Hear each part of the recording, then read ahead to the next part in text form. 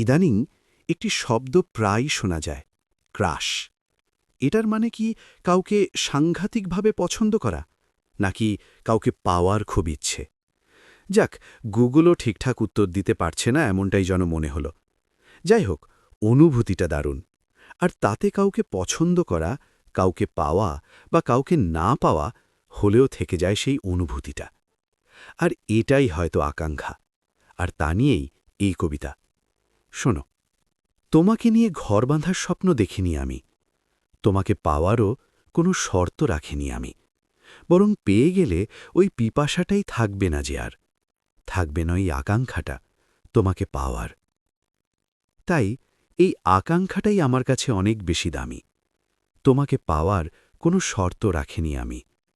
হয়তো তুমিও বাঁধবে নীড়, ঘর সাজাবে তুমি, সে ঘরে আমি নাই বা থাকি, রাখবে কি মনে তুমি? থাক, সেটা তোমার ব্যাপার, কেই বা বলার আমি। তোমাকে ভালোবাসার কোনো শর্ত রাখিনি আমি।